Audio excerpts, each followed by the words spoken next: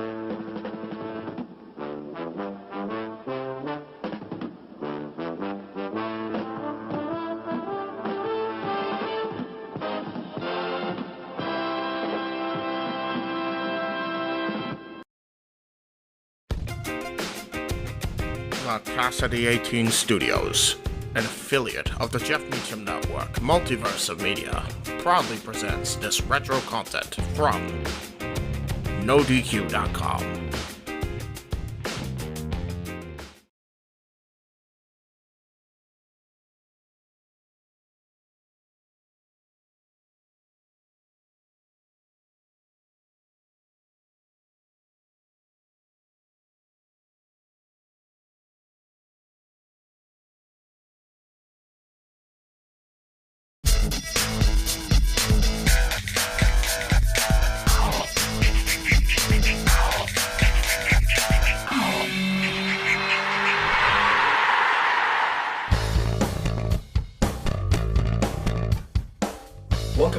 on to episode 18 of Talk Wrestling here on NoDQ.com/features. You can also check me out at myspace.com/Jeff Meacham and my blog, and on YouTube under the username NoDQ&AV. That's where you can find us here. Thank you for finding us if you have already.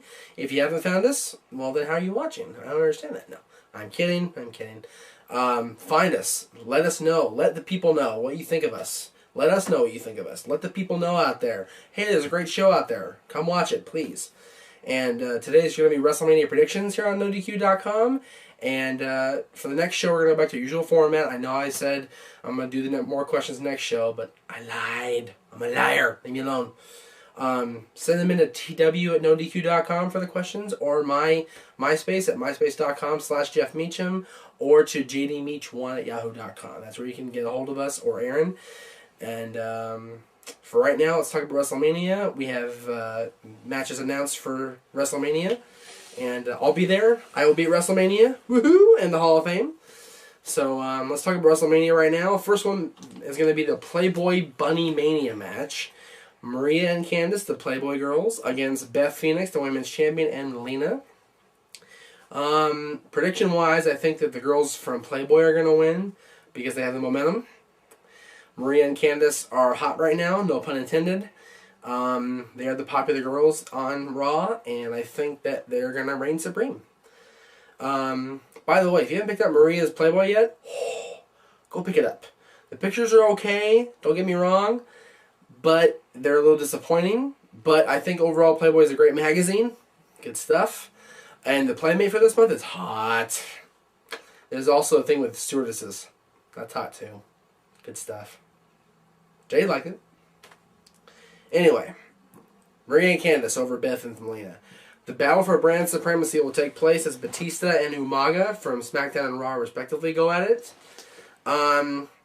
Based on momentum, again, I gotta go with Batista.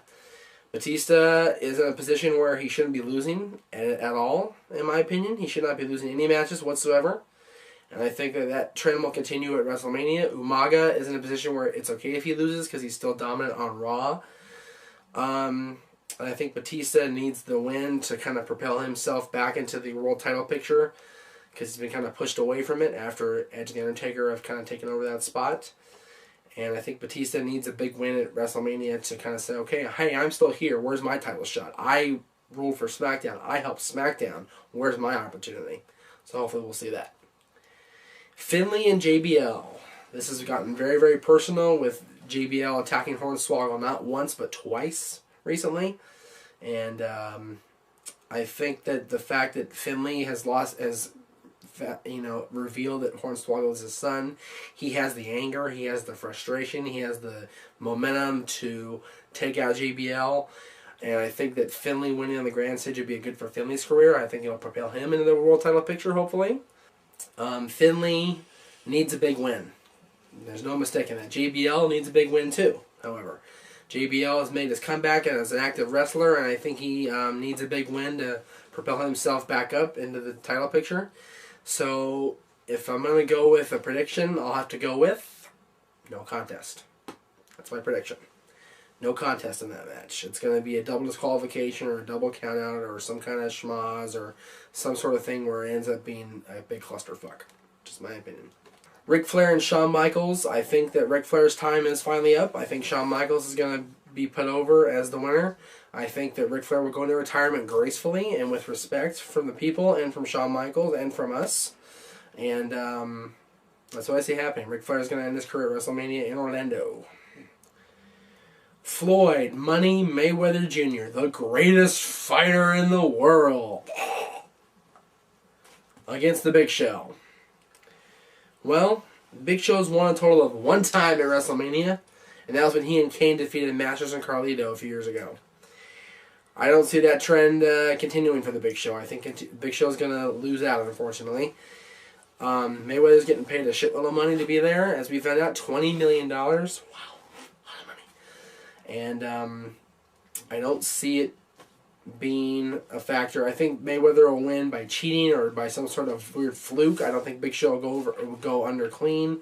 I think Mayweather will go over in some sort of cheating tactic or some sort of chicanery, if you will. Yeah. Edge and The Undertaker for the World Championship. Undertaker, enough said. Undertaker is going to be 16-0. They can't have Undertaker lose at this point in his career at WrestleMania. It'd be bad for his career if he loses at WrestleMania. It'll only help Edge.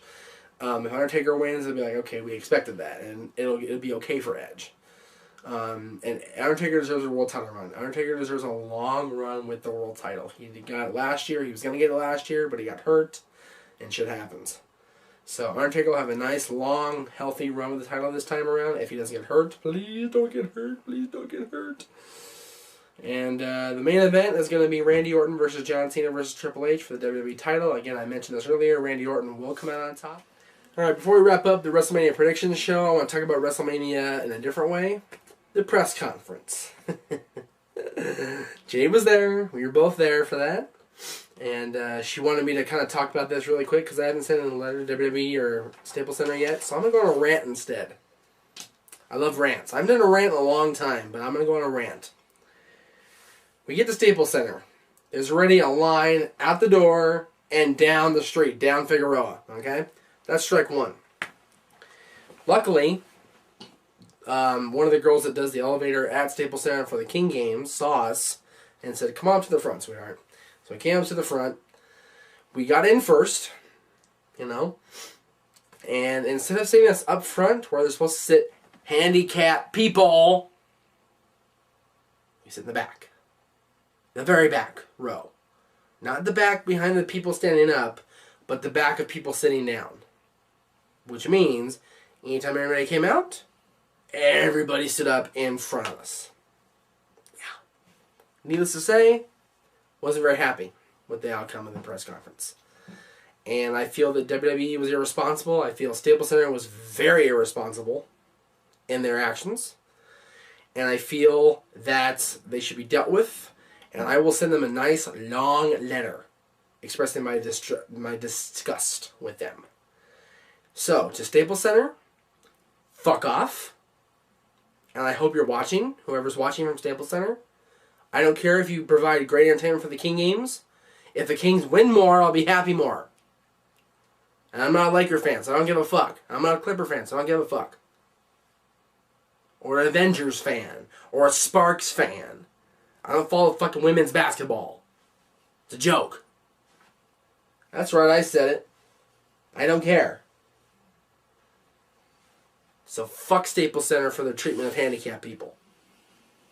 They're supposed to get preferential treatment. That's how it works. They can't see over big ass people's heads. And people standing on chairs. And people going, "Oh my God, it's John Cena! Oh my God, look at him! Oh, he's so pretty! Fuck you people! Sit the fuck down! Arrgh.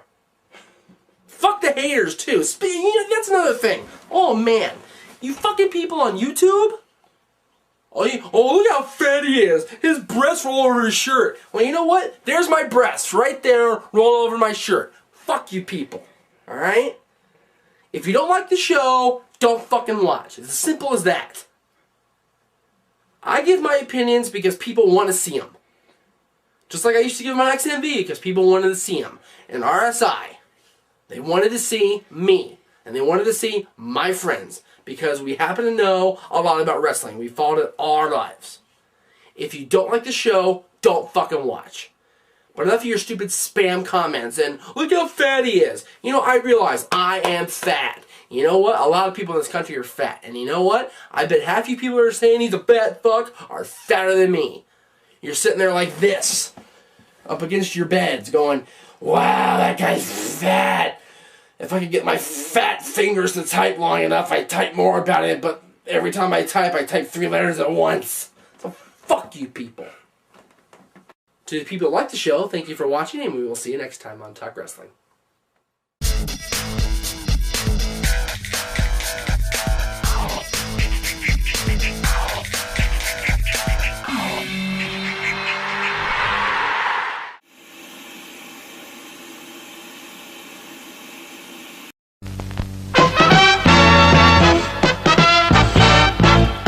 And now, preview time.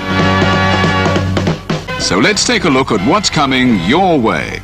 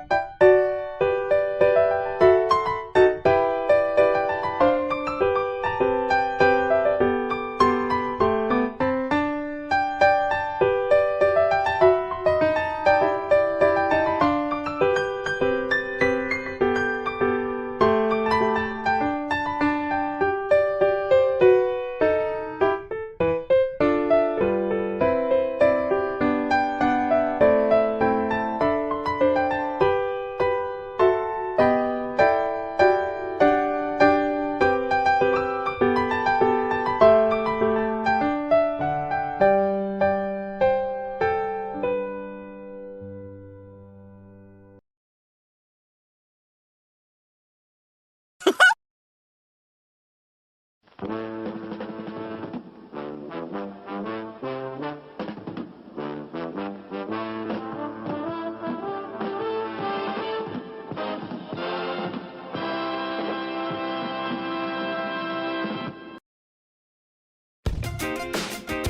Casa D18 Studios, an affiliate of the Jeff Meacham Network, Multiverse of Media, proudly presents this retro content from the Casa D18 Studios.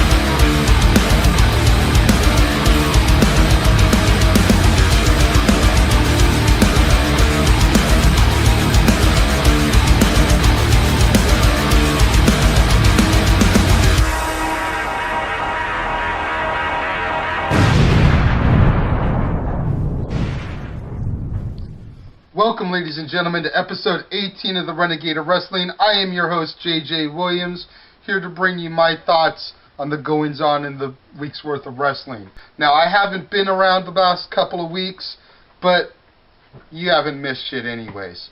The highlight of the last couple of weeks has been R-Truth this past week in his Confederate uniform on Raw, gray and yellow, taking us back like 200, 300 years, whatever it is. R-Truth, what are you thinking, man? Like, I'm supporting you. I'm trying to support you because I don't really care for who you're fighting against. But seriously, Truth, you're making it hard. The other highlight of the past couple of weeks have been these capital punishment promos with Barack Obama. And you know, I kind of wonder, I've been scratching my head the last couple of weeks that I haven't been here. I've been kind of wondering what would happen with what's been going on the internet lately if Hulk Hogan and the Ultimate Warrior were here to hammer their issues out in an interview. Ladies and gentlemen, let me introduce my guest at this time, the one and only, the immortal Hulk Hogan!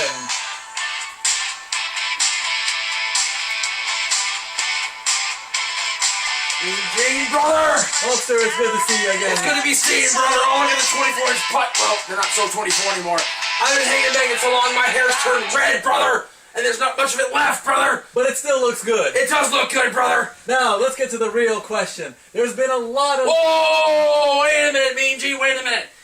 I was told, brother, that somebody else is going to join us here. Well, I want that guy here, and I want him here now, brother. Okay, we always do what the immortal Hulk Hogan says. Ladies and gentlemen, he is the Ultimate Warrior!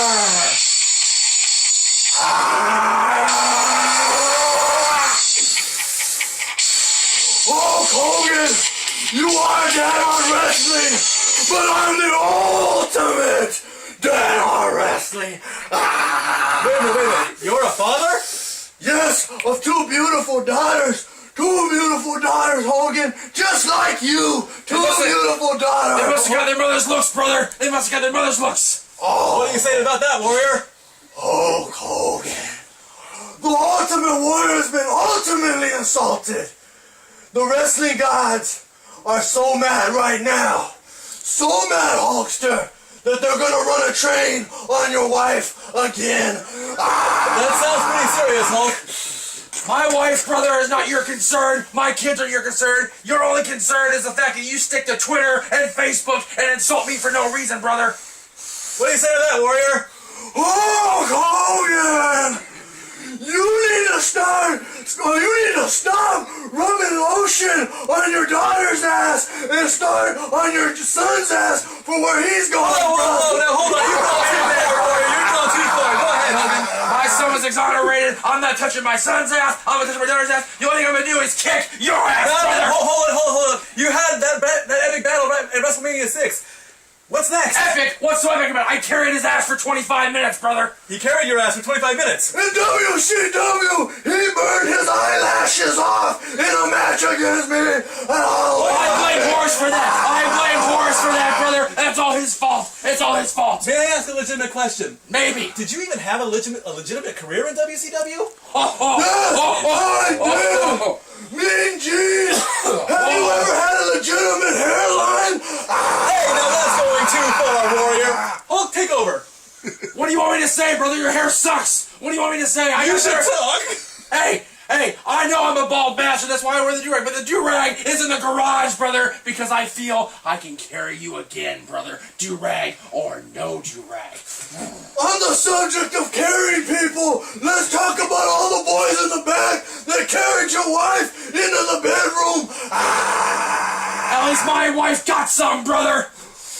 You know, Hulkster, I had to be the only man in the back that said no to doing your wife. I disagree, brother. I think he did. I think he did Linda. I think he did Elizabeth. I think he did Randy. I think he did everybody, brother.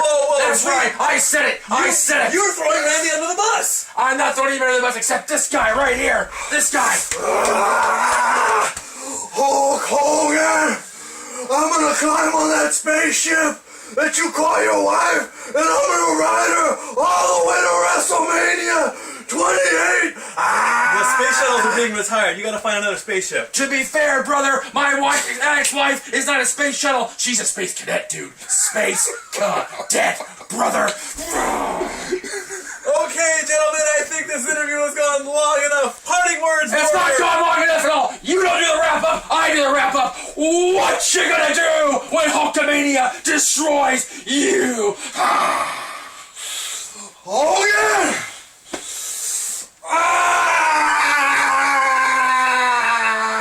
Warrior!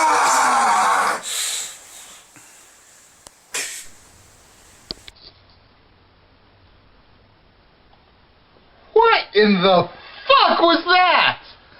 Jesus Christ, man. We did Dads on Books last week. I must have inhaled some of Jeff Hardy's cocaine on them empty pages. Something. I've been going to Taco Bell too much, man. Something's upset my stomach or something, because what in the shit was that? You know what? If y'all enjoyed that, 2 thumbs up. If you didn't, Lord, I apologize for that right there, and be with the pygmies down there in New Guinea. Amen. That's going to wrap it up the Renegade of Wrestling for this week. Next week I will be back with a more usual show. Hopefully no more that type of shit happens. I'll be covering the Slammiversary pay-per-view. I'll be covering, Raw and SmackDown, all leading up to, and the results from Capital Punishment too, because Capital Punishment is next Sunday. So when I see you next week, I have a lot to talk about. I am the Renegade of Wrestling, JJ Williams. I don't know what just happened, but I'm out of here.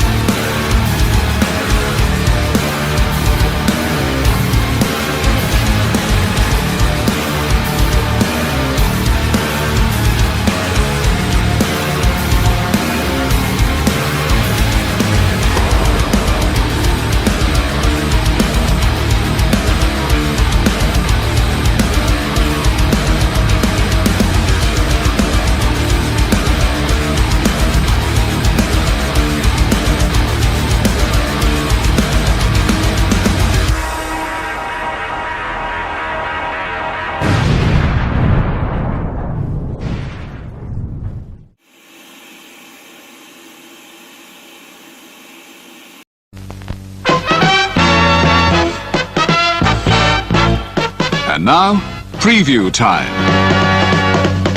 So let's take a look at what's coming your way.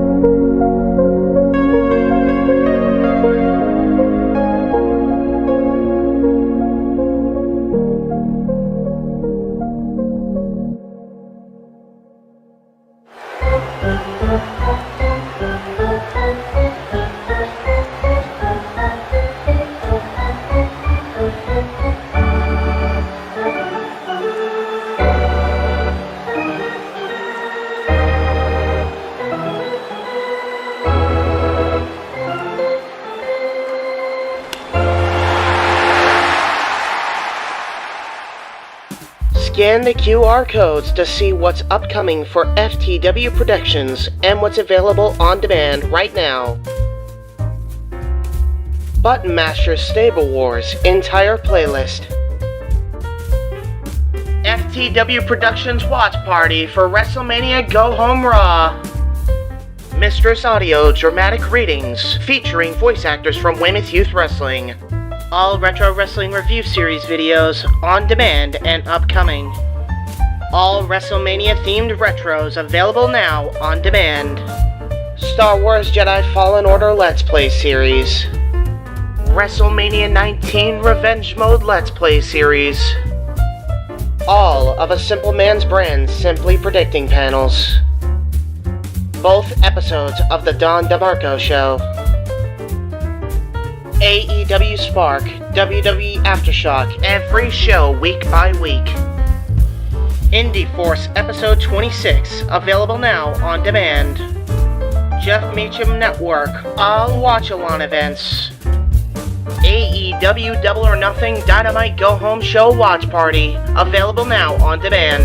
A Simple Take, WWE Simple Takes featuring Casa D18 Studios.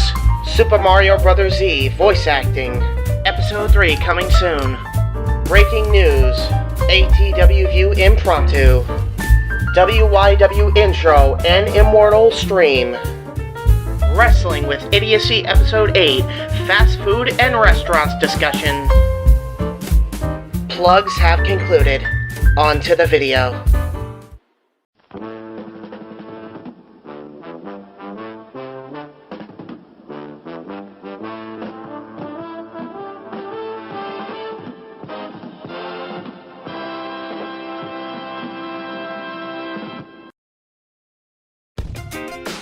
The Casa D18 Studios, an affiliate of the Jeff Meacham Network, Multiverse of Media, proudly presents this retro content from the Casa D18 Studios.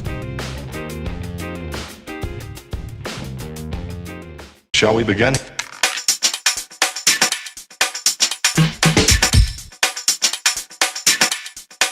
Let's begin now.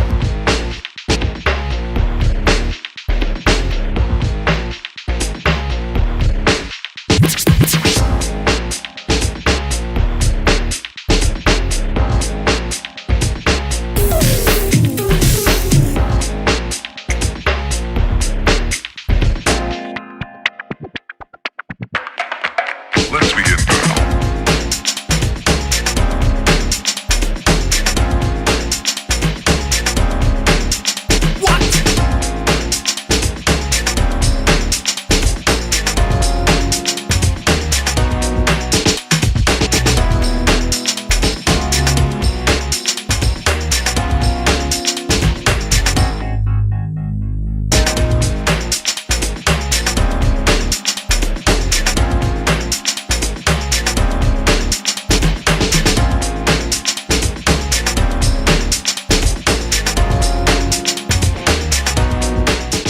Welcome, YouTube fans, to this episode of Double Down with Double A, and I am, as always, I am your host, Double A, coming to you live via SD card or whatever. And this week I am talking about top 10 80s cartoons. You know, cartoons I remember from the 80s. I got quite a few on here, with also quite a few honorable mentions. And number 10, actually in no particular order, I'm going to start with the GoBots. I don't know if you guys ever remember that. GoBots was pretty much a knockoff Transformers, but I loved all those cartoons, man. I mean, I like Transformers more, that's why it's like, you know, a little bit lower on the list. Here's one I'm surprised I haven't heard anybody say, and this one is called The Littles. Anybody remember that one? You know, you got, you know the guys with the big ass ears, and they used to run down the hall. They had little lion tails. They were funky looking people, but they were like a little bit taller than a Smurf. They're still on like Channel 7 on Saturdays. They are? Yeah. Well, I didn't know.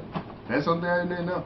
My niece and nephew watch it. Next on my list, and this is mainly because I have a brother that, you know, has the same name as that's in the title of this one, and that's Alvin and the Chipmunks. You know, I remember, and the reason why this one is in here is because, like I said, my brother, his name is Alvin, and when we were kids, we used to tease him about that all freaking day. We'd be like, Alvin, Simon, theater, did. We used to call him Chipmunk because of that reference. Next on my list is Yabba Dab, Yabba Dab, Yabba Dabba Do. The Bedrock Flintstone Kids, you know, is Pebbles and Bam Bam, you know, growing up in their teenage years, and you know. This one is whoa. Pebbles and Bam Bam in their teenage years? Yeah. On Flintstone Kids? Yes. Yes. Yeah. Yeah. You know, you had Slep Rock on there. Wowzy, wowzy, woo woo. Yeah. Flintstone Kids was the kid versions of Fred, Barney, and all of them, and Wilma and Betty. That's why they would call Flintstones Kids. He's right. The one you're thinking of is something else. I'll look it up. Go ahead. There Keep going. Flintstones where Pebbles and Bam Bam were teenagers and in. Okay, I stand corrected. Thank you. Have you forgotten my name too? Thank oh my you. God. Thank you, Stat Boy. I stand corrected. You. But you know the show I'm talking about. I think Jeff's looking it up right now for the correction. Next on my list is Teenage Mutant Ninja Turtles. Yes, I think Jade said it and JJ has said it. I don't know if it's on anybody else's list, but you know, I even enjoyed the movie. You know, I even enjoyed watching the movie on that one. Next on my list, and I'm probably going to get, you know, the golf clap from Mr. Ginger over here, and that's Hulk Hogan's Rockin' Wrestling. I enjoyed watching that. I mean, that's another one I enjoyed watching as a kid. You know, it was some bad voiceovers for Roddy Piper and Iron Sheik and all that, but other than that, it was pretty good. Next on my list is G.I. Joe, the American Hero. I mean, I think Sergeant Slaughter was in, you know, did a few episodes of that one. I always enjoyed watching that one, especially the show after the show where they, you know, talk about safety tips and you know how to stay safe, and like, gee, now we know, and knowing is half the battle. Next, you know, Transformers, more than meets the eye. Oh, sorry. What the heck was that? Sorry. Oh, I'm working on it. Please silence your computers and cell phones during taping. Next on this list is, well, Transformers. I don't know. What is your favorite Transformer? Mine was always Megatron. Always. You know, and I think, yeah, Megatron is the nickname of one of my favorite wide receivers. It was all about Starscream. I don't know what you're talking about. It's all about Starscream. Fail! He was the Daffy Duck of the Transformers. It was always power and greed. Okay, well, that's your opinion. Damn. Next is, and number one on my list, my favorite 80s cartoon of all times.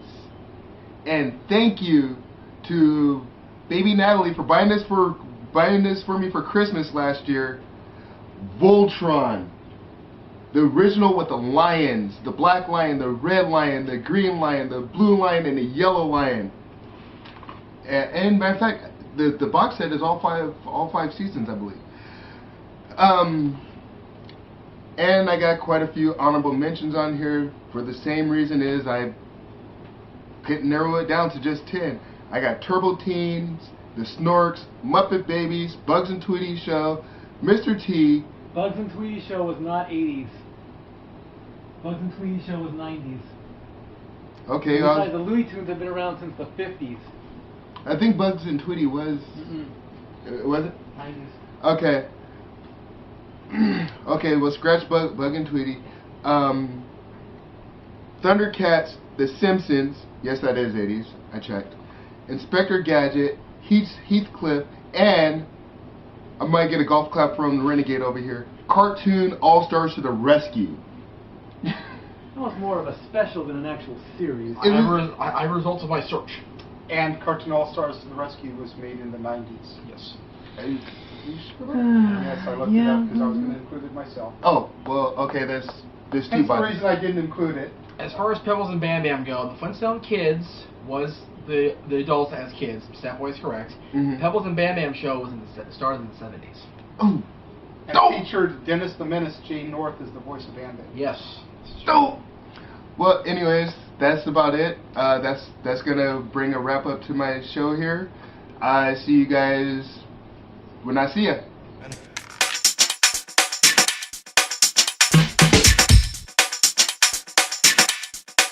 Let's begin now.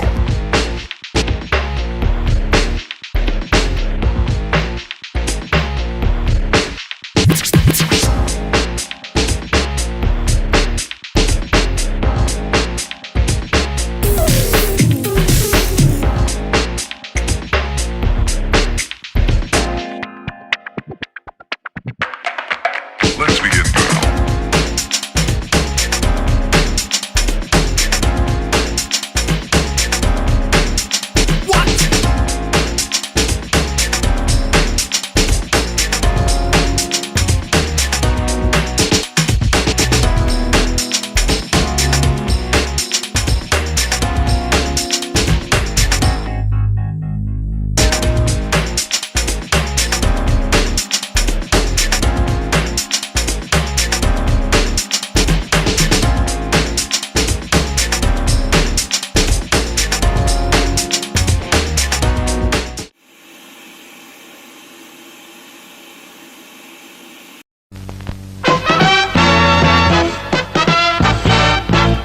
And now, preview time. So let's take a look at what's coming your way.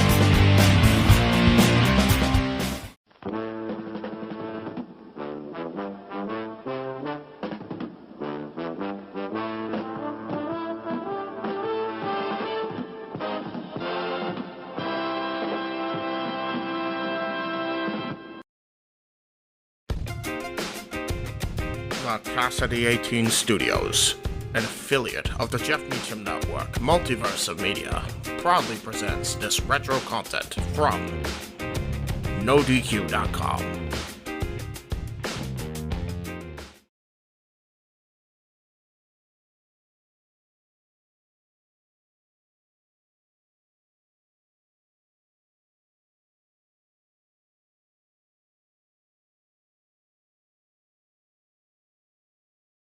When you watch NoDQ&A, you watch NoDQ&A, for life.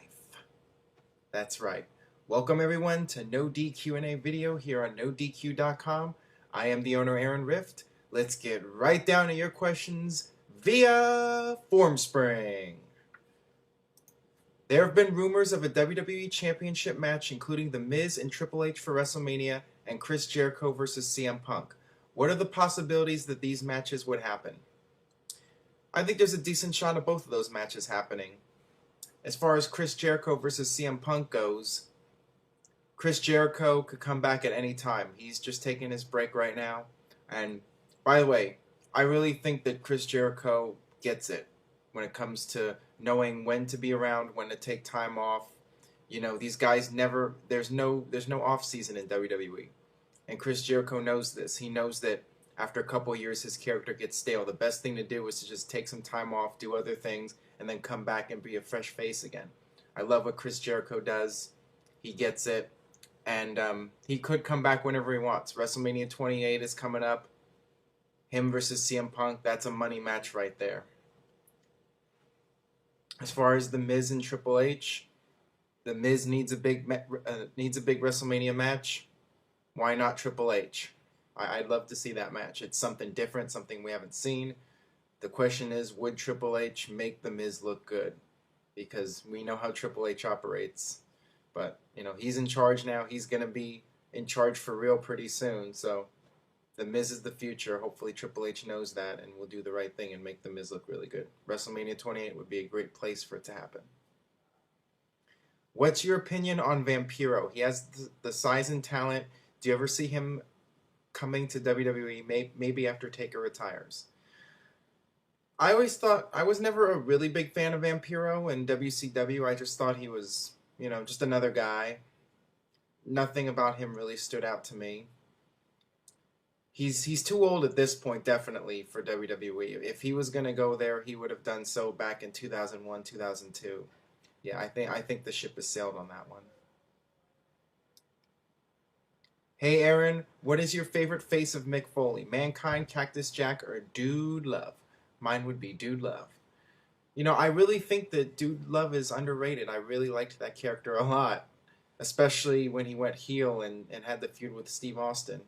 But I have to say my favorite persona is Mankind, especially the later Mankind, the post-1998 Mankind when he got Mr. Sacco into the mix.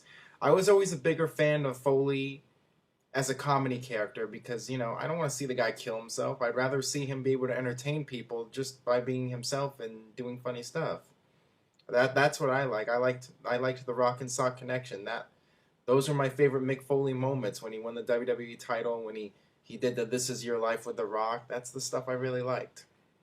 Of course, I liked the Hell in a Cell, you know, but it was sick and it almost killed him. I'd rather him, you know, stay healthy and be alive, you know. What is your opinion on the idea of a physical Hall of Fame? I think it's a great idea. I'm all for it.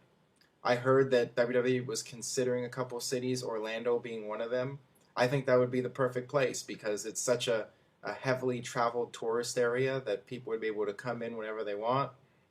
And, you know, it would be great. Maybe Las Vegas, that would be a good place, a big tourist area. Or LA, New York. Any of those cities would be great. Do you think John Morrison might leave WWE for TNA if they offer him a world title run? Ooh, if John Morrison was smart, he would not care about the TNA title. I think he should care about making the big money on the big stage, with the possibility always being there that he could get the big world title run. You know, he just got to stick around and keep working hard, and you never know when somebody might get injured or John Morrison might be there to pick up the pace. Pick up the slack, whatever. So yeah, Morrison's best off staying in WWE. He's still got the best years of his career ahead if he keeps his head straight and keeps working hard and just keeps developing his character. Do you think the PG rating holds WWE back? For me, it's one of the many reasons TNA is better than WWE. Okay, the PG rating does not really matter. What matters is good storytelling, good writing, good booking, good character development. Some of the best movies ever made were PG. I mean, come on. It's not a big deal. You guys act like the PG rating is the end-all be-all. It's not. And like I said in a previous video, WWE still does profanity. It's still somewhat violent, you know? Come on. For Undertaker's last match, why not have him face Randy Orton and Randy do the punt, since that move always takes out a superstar? Yeah, I guess Randy Orton versus Undertaker is always a possibility. They could go back to that. They did it at WrestleMania 21, which, by the way, I was at live. I always thought that that was one of the most underrated Undertaker WrestleMania matches. I thought that was a tremendous match. Quite frankly, I'd love to see it again. So if, things fall through with Foley, or they can't get Jericho, or for whatever reason, and they want to do Randy Orton versus Undertaker, I'm perfectly fine with that. I think that would be a great match. And Orton has developed his character a lot since WrestleMania 21, so it would be very intense, and I think Orton's very believable as a credible threat to the Undertaker streak. Yeah, that's not a bad idea at all. Undertaker versus Randy Orton. We'll see. Hey, Aaron, awesome job as of late. As of late? What do you mean by that? I've always wondered, has WWE ever future endeavored a former WWE champion excluding people who have asked for their release? Example, Kurt Angle. Okay, first of all, in regards to Kurt Angle, he claims that he asked for his release, so I'm not really sure about that one. And as far as the answer to your question, the guy I can think of at the top of my head would probably be Ultimate Warrior, because he had the whole steroid issue, and him and Davey Boy were suspended and just basically let go. And then Warrior came back in 1996, but he was only there a couple of months, and as Gorilla Monsoon said, until the Ultimate Warrior posts an appearance bond, he will not be on WWE TV. So, yeah, Warrior's the first guy I can think of. I'm sure there's been other ones, but I don't know off the top of my head. Do you have a favorite entrance theme? I always liked Hogan's theme. I always liked Stone Cold's theme, DX, and so on and so forth. NWO. As far as some of like the more comical themes or lesser known themes, I liked the All American Boys, the Fabulous Rusho Brothers were All American Boys, and the Mounties theme song. I actually really liked the first Mountie theme song, the serious one, but I also liked the comedy one. I'm the Mountie. All the corny, over-the-top themes where the wrestlers sing their own song, like Buff Bagwell. I'm Buff Daddy, that sort of thing. I like those theme songs a lot.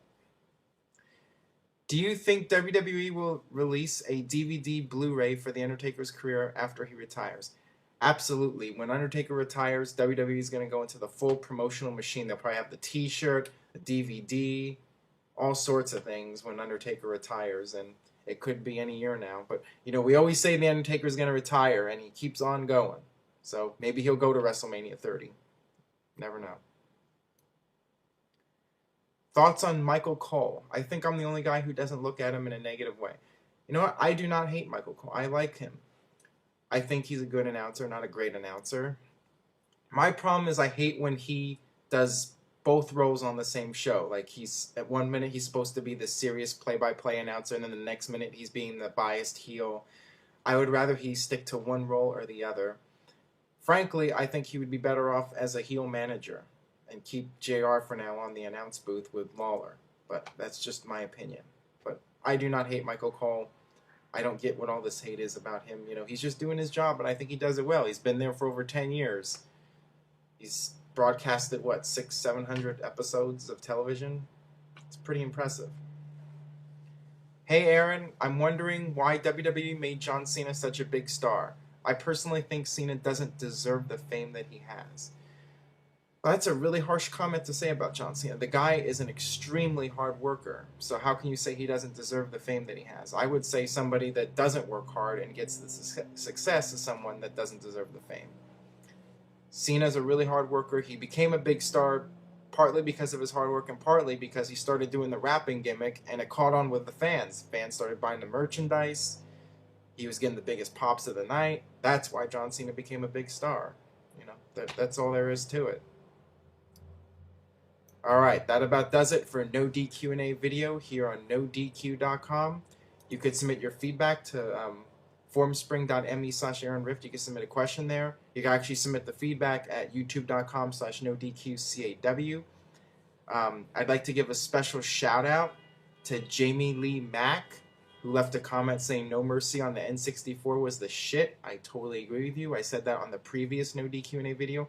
Make sure you check out all the No DQ&A videos. YouTube.com/NoDQ&AV. 1 through, we're up to 18 now. So check all of them out, please. Please spread the word about the show. I really appreciate it. And that about does it. We will see you next time. So there you go.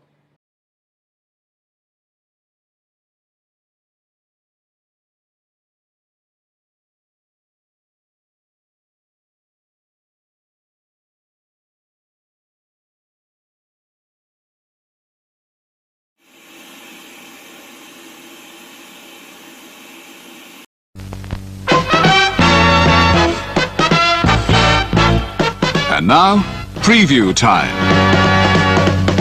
So let's take a look at what's coming your way.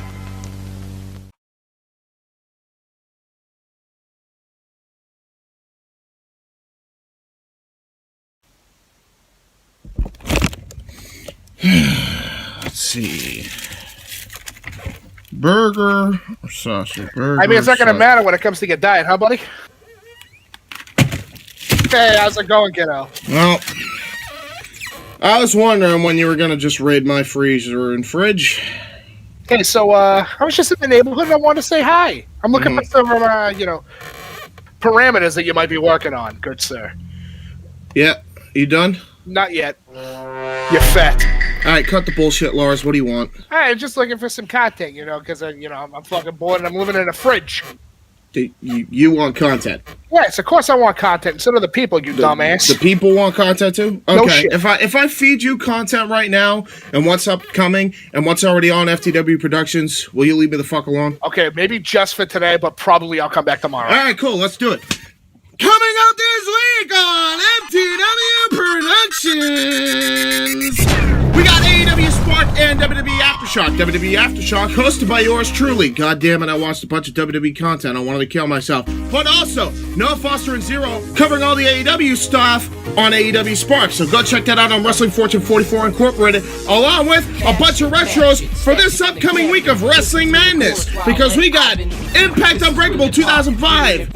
We got Double or Nothing 2019. We got WWE Battleground 2013. And we got Night of Champions 2012. All retros are done and in the can for your enjoyment. 2 of them out now, and 2 of them premiering this week.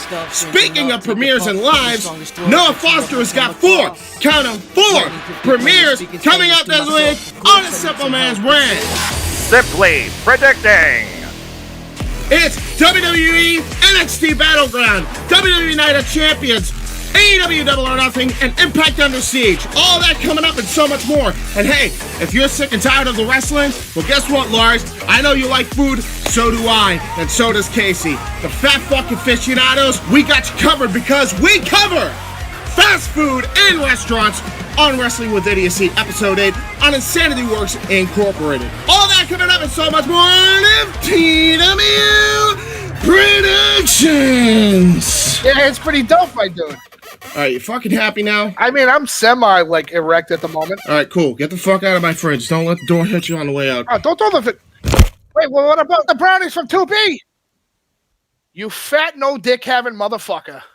I heard that.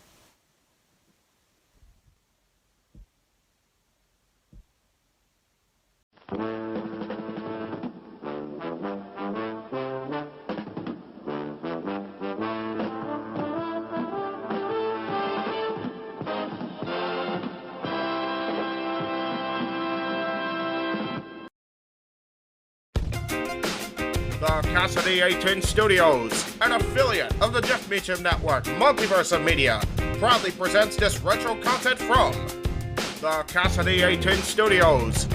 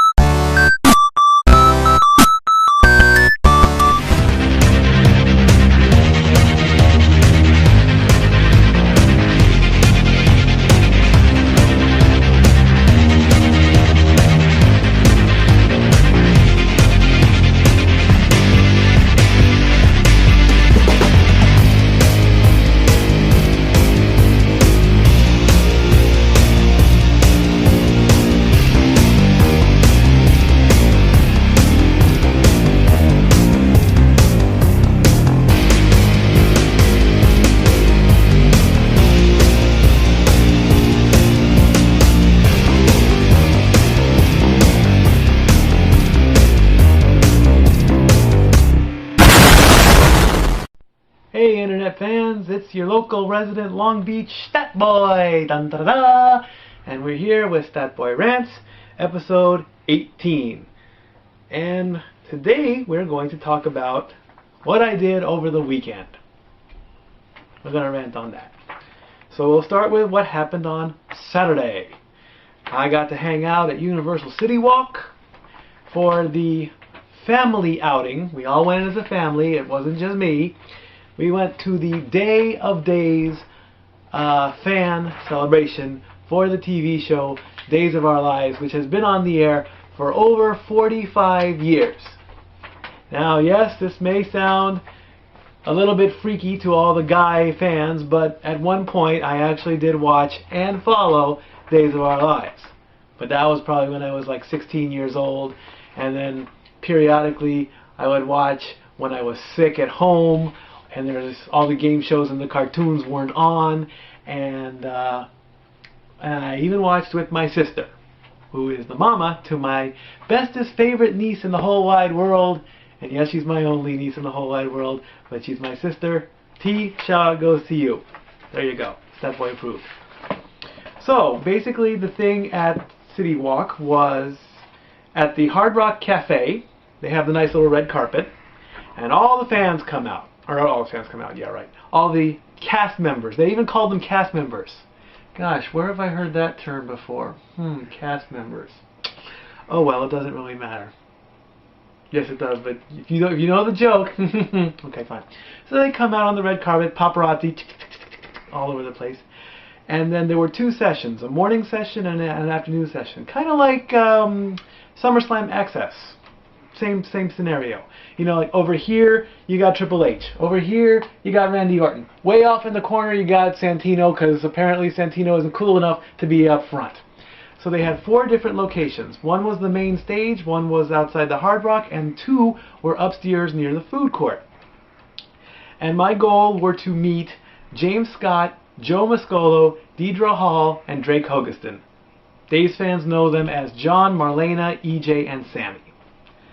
Well, Sammy wasn't going to be there. She had to be in New York. Great PR move, NBC.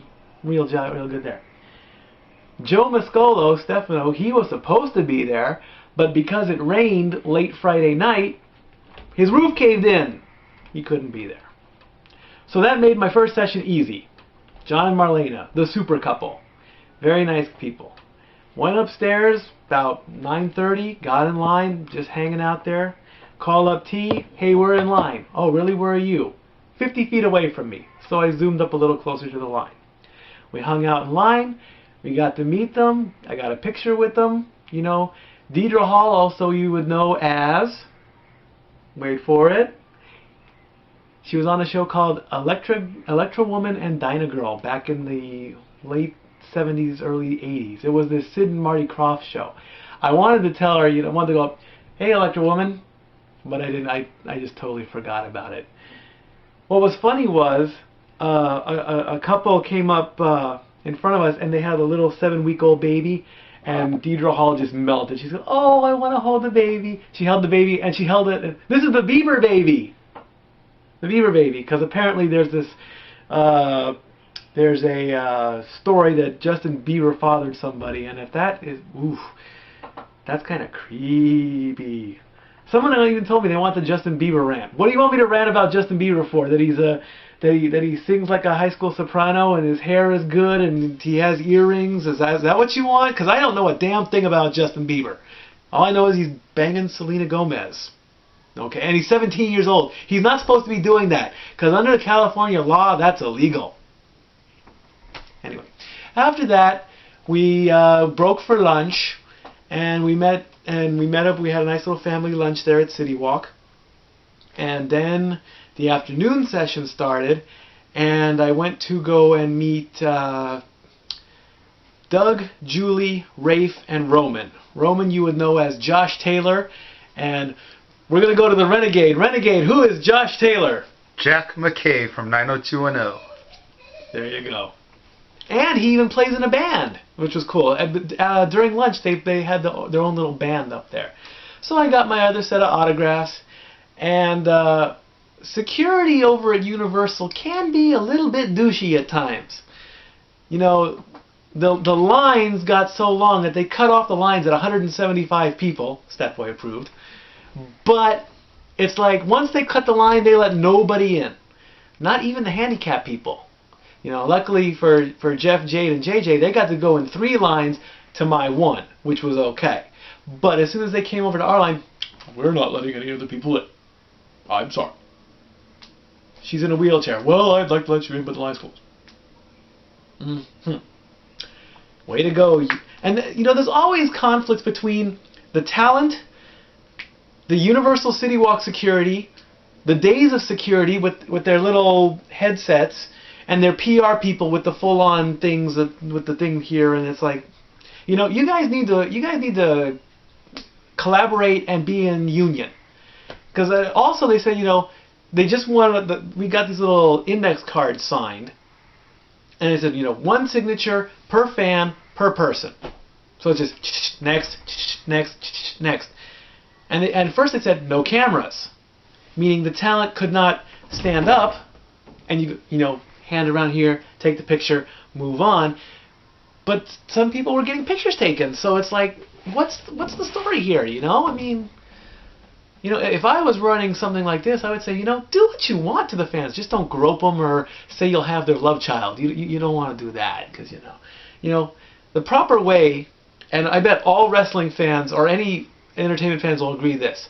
You go up, you say hello, make this out to whoever, say thank you, shake their hand, smile and take a picture, and leave. Diesel. What are you doing, Diesel dude? Diesel the Wonder Cat. What are you doing, Diesel dude? You want to get on the show? Come here. Ah! Silly cat. He's a good cat. Okay.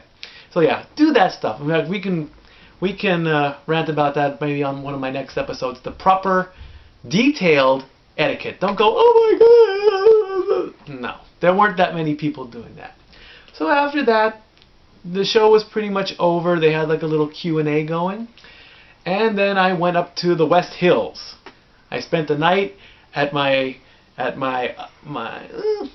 adopted family, I would like to call them. They adopted me, I adopted them. Hung out with my good buddy Chuck. Shout out to you, Chuck. Watching some college football. And then the next day, we traveled to Qualcomm Stadium in San Diego. Sandog, Sandog, Sandog.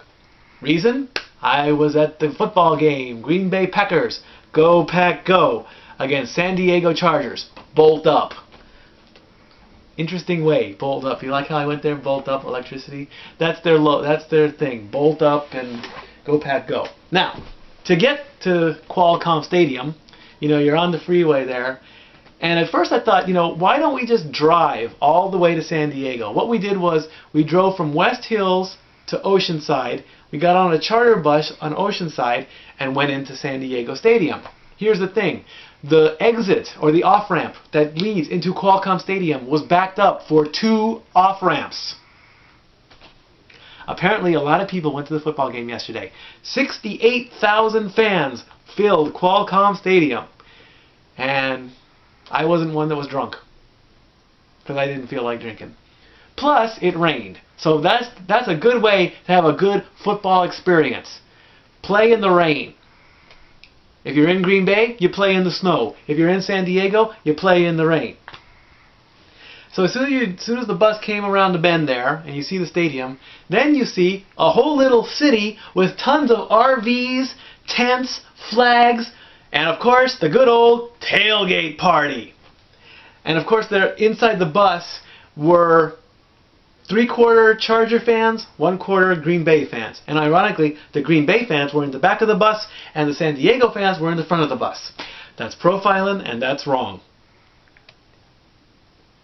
But we were polite. There were no arguments, there were no fights, there were no my team is better than your team. We were just a bunch of NFL fans going to the stadium.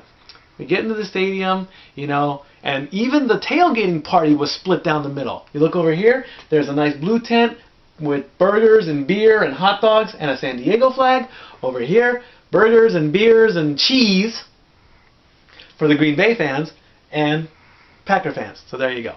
Then we get into the stadium. Security was nice. The cavity search didn't hurt.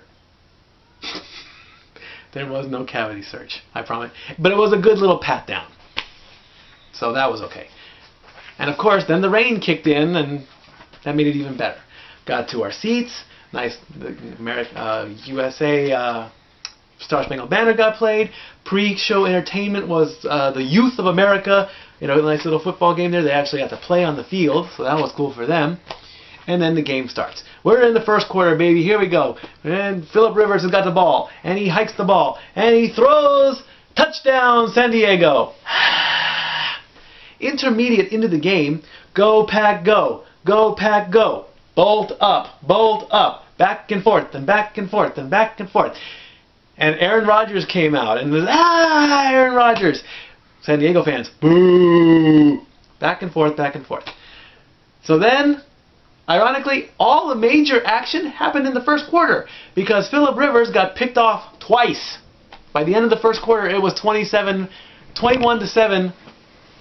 San Diego. So it's like, wonderful. Me, I picked Green Bay to win because they were undefeated. But I was also there as a Charger fan, so I figured as long as it's a good game, I don't care. The game progresses, the game progresses. At the fourth quarter, Green Bay had a 3-touchdown lead. So it's like, okay, Chuck, what do we do now? You know? And our charter bus had given us the rule, 20 minutes after the game is over, we're driving off. So it's like, great, we got to make it from our seats to the bus 20 minutes after the game, or we're screwed. So we're thinking, if San Diego doesn't score, should we just go ahead and bail? Some fans actually did. As soon as the third touchdown lead came into play, some people started leaving. And I don't like that. You know, if you're a diehard fan, if you're a diehard Packer fan or a diehard Charger fan, and you've got like season tickets or you paid at least $200 for your seats, your ass needs to be sitting in the seat from beginning to end. Regardless if you've parked in BFE, regardless if you're right by the stadium gates, you sit down. One guy left because he said he had to go to work, so honestly he shouldn't have been there in the first place because he left after one guy left after the first quarter. Anyway, so San Diego has the ball and they score a touchdown. Ooh, now the game's getting exciting. There's about 6 minutes left in the game. Chuck and I are playing coach and quarterback here. What do we do now, coach? You go for the onside kick. San Diego goes for the onside kick. They recover the onside kick. It's like, okay, now the game's getting interesting. Here we go, baby. Go San Diego. Go Pack, go. Go San Diego. Go Pack, go. San Diego scores again. Wow. They might actually pull it off. 2-minute warning comes in. San Diego has the ball. We're going. We're going. Phillip Rivers trying to throw as many touchdowns as passes as he can. He gets incompleted. Then he gets lucky with a pass interference call against Green Bay. He's at the 30-yard line with about 45 seconds left or so. And lo and behold, he gets intercepted again, and that's the game, and Green Bay wins 45-38. You know, overall, okay, the home team didn't win. But the Green Bay fans, they let you know that they won. Because even as I hit the bus, I'm still hearing, go Pack, go. Go Pack, go. So, you know, Green Bay fans ain't no joke. These Green Bay fans, you know, if any of my fans who watch the show are in Wisconsin, I would like to see the Green Bay Packers go undefeated all the way to the Super Bowl and this time win. Unlike the New England Patriots, who didn't win that one. You know what? You had it. You were one game away, and you didn't win. So what'd you say, Renegade? Go ahead, say it. And that would be Stat Boy approved. And that would be Stat Boy approved. If the Green Bay yes, I will let the Green Bay Packer fans know. In fact, Tyler and Amber, the two biggest Green Bay Packer fans in my friend list, you beat San Diego. There you go. And you get a shout out as well. And a shout out to my buddy Chuck. Thank you for your hospitality. And thank you for taking me to my very first NFL game in the rain. I loved it. I had a horrible headache when I came home, and I crashed for 11 hours straight. So there you go. Upcoming this weekend, or this Thursday, or this Friday, sometime of this week, and UFC on Fox. My problem, it's a 1-hour show. My problem, it's a one-fight deal. They're only showing the main event. which is Velasquez versus Dos Santos. So, it's a 5-round fight, okay? So let's do the math here. 5 rounds at 3 minutes a round, that's a 25-minute fight. No commercials. No commercials, because they won't do that. Let's see, you've got a 1-minute rest period in between rounds. So that's 30 minutes if the fight goes all the way. So the best thing it should be is 30 minutes of hype, 30 minutes of fight. Let's just say Velasquez gets a lucky punch and knocks out Dos Santos in the first round. What are you going to do for the remaining 25 or 20 minutes? You're going to watch him go to the back and take a shower? No, you don't want to do that. So, you know, it's a good thing on paper, Dana White. This is a shout out to you, Dana White. But you gotta at least put maybe 1 or 2 of the preliminary fight cards, preliminary fights into, you know, UFC fans. They're no joke either, because they're alcohol fueled. But you know, if the fight goes like 30 seconds in the first round, even though it's on Fox, I'm going to feel gypped. Now, I am. Let me give a shout out to the LA Galaxy going to the MLS Cup. You want to know how you make people mad? You say the Chivas suck, and then you hold up your Galaxy flag. That's how you make them. That's how you make the Chivas fans mad, by saying the Galaxy is better and they got in. And what is a Chiva? What is a Chiva? Put that in my comic box. Let me know what a Chiva is. Is it slang? Is it does it mean something? Is it, I don't know. And I'll say that it's That Boy approved. Let's see. Survivor Series is in 2 or 3 weeks. That's November 20th. November 20th. Thank you. Thanksgiving is the week after, I believe. So that's going to be good. Diesel Dude is in the house. Come here, Diesel Dude. Come here. Come here, Diesel Dude. Cat, come here. I'm going to get you. Come here. Come here. Come here. He's just standing there, folks. He don't want to do nothing. He wants his spot back. Cats are funny that way. Come here. Come here. Come here, cat. There you go. Come. Oh, okay, fine. Come here. You sit right here, okay? Are you Stat Boy approved? Are you Stat Boy approved, Eagle Dude? Hey, look at the camera. Look over there. You're a good kitty. Okay, go play. There you go. So, as far as episode 18, we're pretty much done. Coming up soon, we're going to do an epic episode. And it's the balance of power looks like it's going towards the hits of the 90s. So that's what we're going to do. We're going to chop it up into 5 parts this time. We're not going to go super long out. And that's going to be coming up very quickly. My shirts are still up for sale. Message me on those so I can get the next batch out. I haven't made any orders yet. So, you know, pictures are going to, like I say, if you get a shirt, put your picture on Facebook. We'll do that. And I'll watch Raw coming up. Don't know what's going on in there. Send me those comments. Send me those suggestions. If I'm on Facebook, we'll chat a bit. And as always, Stat Boy Rants is out.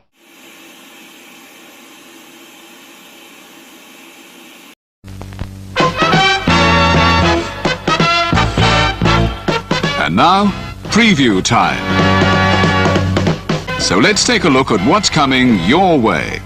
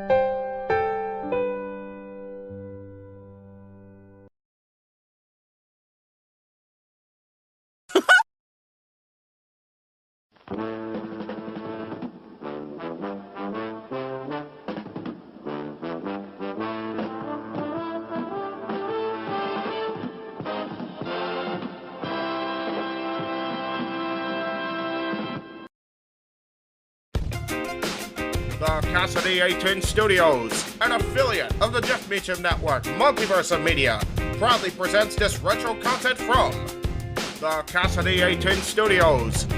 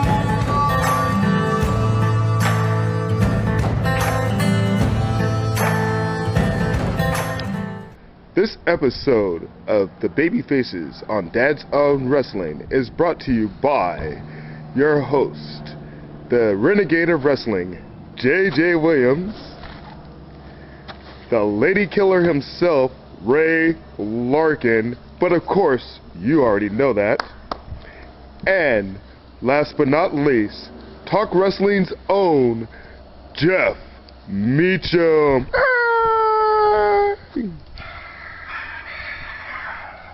Okay, I got enough of pop for me to go now? Okay, anyway. Mr. T-Dub. Mr. T-Dub. Okay. Now, let me give that chant to PWG and make the PWG fans go, oh, he's here again! Right. Run! Okay. Or the NWA Hollywood people run. One or the other. Marquez, come for you! No. I'm not, I didn't say the word yet! I didn't say it this time! We got a letter from the FCC from the last We got a letter from the last time. Seriously, Jeff, we've been fined $500 for your use of the N-word on the last show. Yeah. I got 10. Yeah, it's a start. Okay, alright, fair It's a start. 490 to go. Woo! Ray, you need to sell some of your stocks to pay the fine. I do. Well, is WWE stock? Yeah. We're not going to make money back at all. What are you talking about? Oh, man. At least it's not TNA stock. Oh! We'd be owing money. TNA's traded? Yeah, that's the point. Yeah, there you go. So anyways. Baby faces. Last time we talked about heels, I sported the Hollywood Hogan shirt because that's my favorite wrestler. And of course, this isn't the classic Hulk shirt because I don't have a Hulk Rules without the still in it, but it's the only Hogan shirt I could find that was, well, not clean, but in my closet at the time. So anyway, how can you have a babyface show without talking about arguably the greatest babyface of all time? Yeah. And I only say arguably because there's a case for Stone Cold, there's a case for The Undertaker, but the difference is Undertaker started as a heel, and got himself over so much that he became one of those guys where he was so over the fans just wanted to cheer him. Exactly.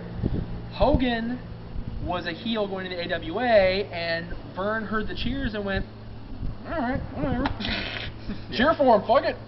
Greg, go tear his shirt off. All right, Dad. See, and the rest is history. As a non-Hogan fan myself, I can honestly sit here and say that the wrestling business, good and bad, would not be what it is today without Hogan. Definitely. So he's got to be at the top of the list for either show because he was an awesome heel, as we already discussed last time. Yes. And he was even more over as a babyface. So. He was what every prototypical babyface was after him. He set the tone because he walked out there, and the minute that first twang of Real American or whatever song he was using, Eye of the Tiger, whatever, hit, the place rose as one. And Hogan walked out there and went, okay, here are 20,000 of them right here, all of them right here, and he held them the entire time, whether he was working, whether he was talking, whatever. Hogan had that ability, and you know what? 30 years later, he could walk into the Impact Zone and still carry those motherfuckers in his hand. He can still do it. All 20 Whether of them. they like it, all 20 of them. All 20. He went from 20,000 to 20. It's 20. Yeah. You know what? For all the crap the Impact Zone gets as far as the fans being retarded, that is a cool little venue. I went there for a few years ago for a pay-per-view. It seats about 300 or so. It's a cool little place. I like it. But the fans are fucking retarded. It's definitely no bingo hall, Paul. It's a Disneyland attraction. Paul, okay? Universal attraction. Yeah. Disneyland was WCW. Get it right, Disney Brady. World was Yeah. WCW. I just jacked that from a promo New Jack cut in the bar one day. Oh, okay. Well, so I had to. New Jack had a promo in a bar. I can't imagine that. Anyway, New Jack was a good babyface. No, that was during his Yeah, he was. He was. Anyway, but yeah, Hogan is at the top of the list. There's no doubt about that. Top of your list, Jeff. Okay, well, On top of my list. this guy Is the ultimate warrior. I mean, when this man would run out to that music, that Jim Johnston, I'll turn 8 years old no matter what age I am. No matter what age I am. When I even see him doing the autograph signing, and if he just says, always believe, I'm just like, yeah. But I'm not like that cheesy guy on the YouTubes that's just, still real to me, damn it. I'm not like that guy. But I will mark out for the Warrior. I think the card behind us is anti-warrior. Yeah. We're throwing that out there. Jeez. Either that or they really like Cena. I don't know. How It's talk wrestling all over again. Right? It's talk wrestling at the Meacham house all over again. No worries. Kill the engine. You know what? The best thing about Warrior though is his promos. Oh, And how nonsensical they are. I mean, it's all with the sun and the moon and the earth aligned and the stars above. And you realize that the spicy chicken sandwich you bought at Carl's Jr. is not spicy enough. Then you will remember that this is a nonsensical promo and I am the Warrior. Warrior. Hey, when he was WWF champion, that's a botch right there. If any of you don't know what a botch is, What the fuck just happened? A Warrior promo. Anyways, the Ultimate Warrior did, you have to give him this, when he was WWF champion, he did way better. And his promos, a little better at his promos. But, go. The Warrior, I almost want to give him credit. I do. I really do. But the problem with the Warrior is he was only a good big face like Hogan, like Austin later, was strong on his own. He could carry the feud. Warrior was only as strong as the guy across the ring from him, which is why when he had the feud with Rude for the IC title, it was good because Rude is just that much of a son of a bitch. God rest his soul. Yeah. Yes. When he was feuding with Hogan, when they were both baby faces, people didn't know what the fuck to do with themselves, and they got both of them over. Yeah. When he feuded with the Macho King was so hated by most of the people. I always loved Randy personally. I liked him as the man, Macho Man. I didn't like the King. I liked them both. All I gotta say is, in my opinion, the Ultimate Warrior was as big a failure with the WWF Championship as David Arquette was with the WCW title. Just throwing that out there. Fair enough, but Warrior sold out, 75,000 people battling Hulk Hogan? 68,000 strong. Yeah. 75 was 68,534, I believe. That may be WrestleMania 18. Same place. Yeah. WrestleMania 18, you got to talk about The Rock. Yeah. Major. The Rock. Major. Greatest modern era babyface except for Cena. We saw how big an impact this guy had when he walked out there on Valentine's Day. Yes. After being gone almost 7 years. Yeah. And I was there live for that. You we were both there live for that. You sons of bitches. Check out those episodes on YouTube, by the way. And Episode 6, Renegade and Dads. Yeah. And the electricity started flickering, which included you in. And before the word "if" even got out, that place was fucking bumping. Put it to you this way: the crowd already smelled what he was cooking as the lights were going dark. Yeah. To the point where every time I have played that episode for somebody, I have to mute the audio so that the crowd's chant of Rocky doesn't tip away who's coming out. Yep. Which brings us to my favorite babyface, John Cena. He's actually been holding this company down for the last 5-6 years. And you know what? A lot of people are talking about The Rock, The Rock's back and everything like that. As a stockholder, he left us. This is true. He left us. John Cena made those shitty movies, okay? When The Rock made Walking Tall, then he just left us. You know what I mean? And to me, I think John Cena needs to dig deep for this one to beat The Rock. Whether it be in a promo or a match, he's going to have to go back to Word Life, no holding his hand, basic thugonomics to beat The Rock. Yeah, I give Cena a lot of crap, and I've done so on numerous shows, both of this and Renegade. But bar none, I cannot take away the fact that the guy's an awesome babyface. Yeah. And especially with what he does for Make-A-Wish outside the ring, it's kind of hard to hate John Cena the man, when he's granting 200 plus wishes, more than almost any other Make-A-Wish person in the history of Make-A-Wish. Yeah. You know, it's hard to hate on those kind of credentials, but in the ring, I still have to say he blows donkey balls when he gets between the ropes and starts wrestling.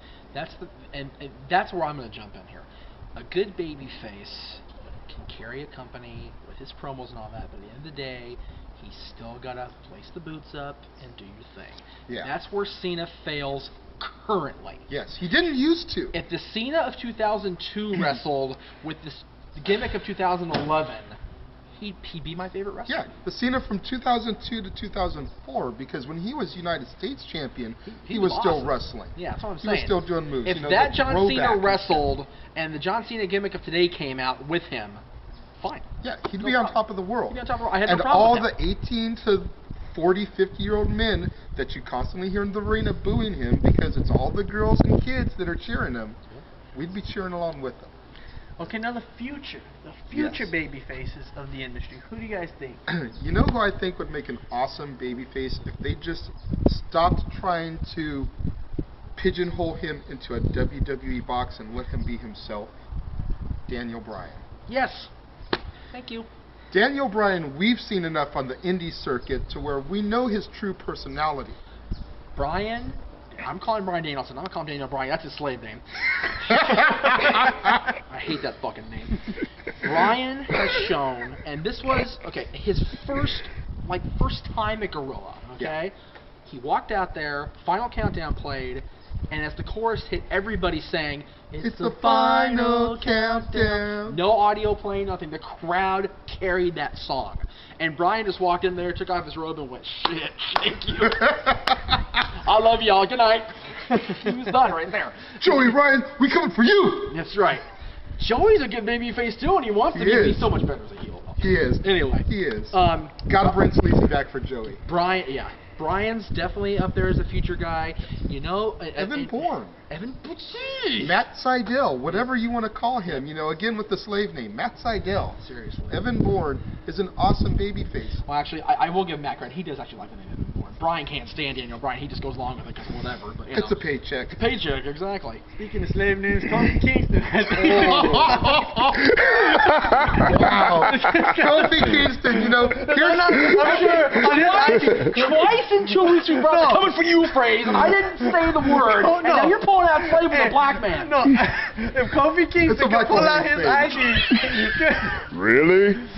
If Kofi Kingston can pull out his ID, I don't know where it's from, or his passport, and if it says Kofi Kingston on there, I will apologize to Kofi Kingston. But if Vince McMahon just said, "This is what we're gonna do," apologize to the FCC for me first, please. Oh yeah, big apologies to the FCC. Dude, I had 10 last week. I'm broke, dude. What's the matter with you? I don't have no more stock, man. I paid for you last week. All right, no. WWE stock. That's why. Yeah. Okay. But my tax money's been gone. Sorry, I bought SummerSlam tickets. I'm just a jokester. I really apologize. I really do think Kofi Kingston has a lot of offensive arsenal. I just don't think he's marketed right. Say on the level of a Booker T. Yeah. On the level of Farouk in his prime, or Ahmed Johnson. So what would it take? Kofi Kingston doing the spinneroonie to be marketed right? I don't know, but he has the tools. If Kofi does a spinneroonie, I am leaving WWE as a fan. But does he have the? Don't you agree? He has the tools. Kofi has all the tools, and if Kofi got a little bit more of a boof in the butt from management, he'd be the top babyface. He would. He'd be awesome. One of the best heels currently, The Miz, would be an awesome babyface. He really would, because even though he's better as that smarmy heel, the mark inside of us wants to like him because he represents who we are. Okay. Well, the thing I'll say about Miz as a face is I will wait and see. Yeah. Now, Punk was an awesome babyface before he turned heel. But he's a better heel. He is a better heel. He's a better heel. Edge. Edge is a tweener right now, but you know. He's getting over with me. Personally, yeah. I would. You go back to the 5-second pose, and then you go to the Radar Superstar. He's good in either one. Yeah. Two guys who we don't talk about because this is mainly a WWE fan-themed show the last couple shows, but I did bring in TNA briefly last week with Jeff Jarrett. AJ and Frankie. Yeah, I was just gonna. You're right there, dude. AJ Styles. Frankie. AJ Styles. The phenomenal Mr. one. TNA. I don't care what Daniel says or whatever. But AJ Styles and Frankie, when Frankie's on as a babyface, because let's face it, the cool guy that he projects out there, that's Frankie. Hey, we got the wrap-up signal last time and we didn't get to get into him. Right. Kurt motherfucking Angle. Seriously. I'm Kurt sorry, Angle. he was the biggest heel in the company from his debut all the way up until 9/11. Right. And when we needed an American hero, he was there for us. Kurt will be a future one because he's winding down, but Kurt needs to be mentioned on any show, babyface or heel, because he's great as both.